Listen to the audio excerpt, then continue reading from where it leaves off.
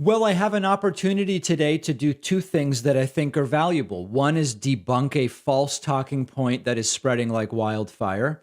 And number two, to remind everybody that the entire Tulsi Gabbard thing was a complete and total scam. Tulsi Gabbard, who I guess somebody thought was on the left at one point when she ran for president and when she was a Democrat, she continues to provide reactionary takes on Fox News. And last night, she provided a reactionary take that is a great opportunity to explain reality to her and to people in the audience and to make sure that we're all equipped with the truth about this question. Did the Supreme Court leaker commit a crime?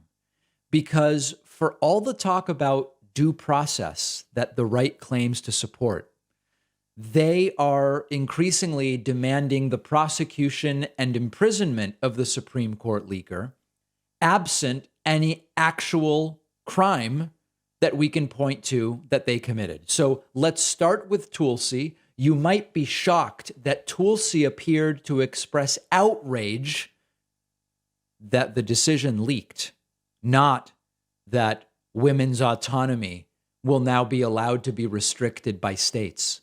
She was outraged that we learned about this 3 weeks early. Let's take a listen. To be heard. I think it's also critical to point out that this leak sets a very, very dangerous precedent for our Supreme Court for three important reasons. Number one is, first of all, this person is a thief who stole this information, released it with a very specific intent to try to incite protesters and intimidate and pressure our Supreme Court justices to make a political decision rather than a decision that is based on the Constitution. Number two, we have the fact that the Supreme Court is not in place to legislate from the bench.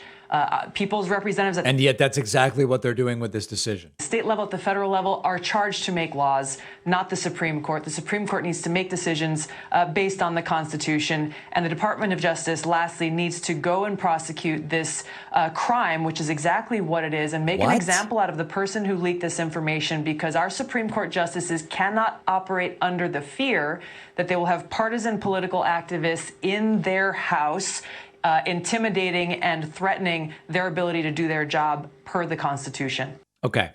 So Tulsi uses the word thief, and that sounds criminal. I don't know. Theft is illegal, right?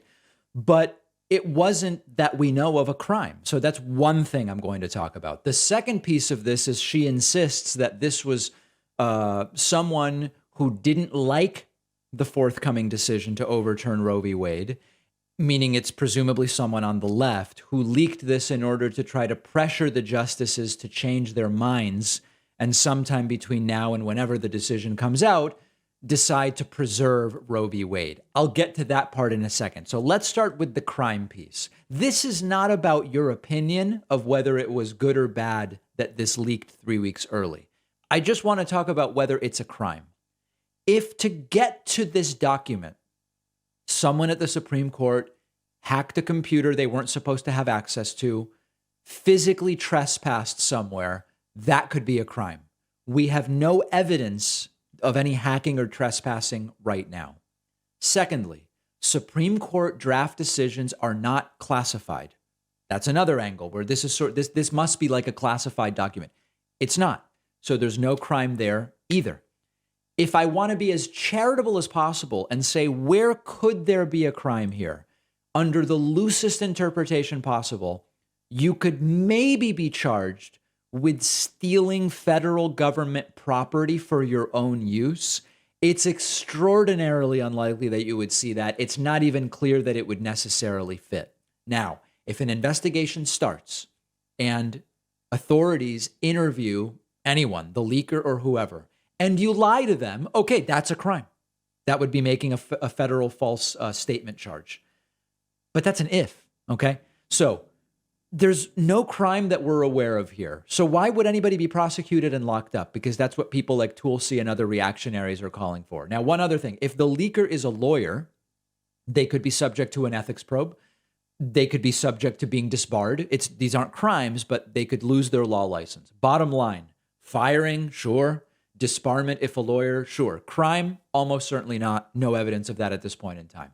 Second part, They continue to assume, these right-wingers, that the leaker is a pro-choice left-winger, angry with the forthcoming decision to overturn Roe v. Wade, releasing this draft in order to try to put public pressure on the justices planning to vote in favor of overturning Roe v. Wade, so they will be scared and they'll change their mind and they will vote to keep Roe v. Wade. First of all, lifetime appointments, extremely good security.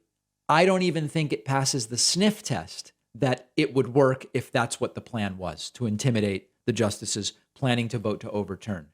But I actually have another perspective here, which is we're only speculating. We don't know who the leaker is.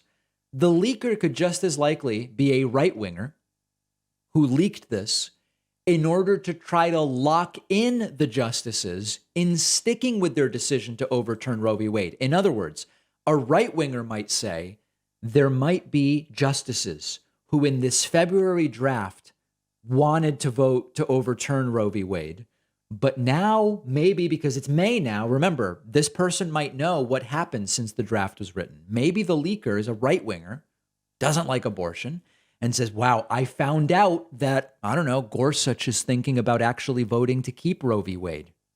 I am going to leak this to make their names public so that they are less likely to change their vote, because that would potentially cause some kind of uproar or whatever. The point is, we don't know either way right now. At some point we might. Right now we don't know. And all of this is completely irresponsible, particularly saying that people who have not committed any crime that we're aware of or that can be articulated should be prosecuted and put in prison, as so many like Ted Cruz have been demanding.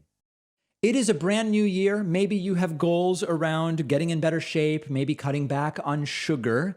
That's why you should check out our longtime sponsor, Magic Spoon. Magic Spoon tastes exactly like the delicious sweet breakfast cereals you loved as a kid, but Magic Spoon has 0 grams of sugar, 14 grams of protein, and only 4 net carbs. So it's perfect if you're doing low carb or keto, or if, like me, you just try to limit your sugar intake. You can build your own variety pack with flavors like cocoa, fruity, frosted, peanut butter, cinnamon, cookies and cream, waffle maple, blueberry. That's my favorite.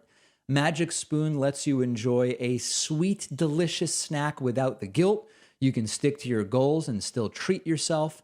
And if you don't love Magic Spoon as much as I do, they'll give you all of your money back, no questions asked. Magic Spoon is giving my audience $5 off when you go to magicspoon.com/Pacman and use the promo code Pacman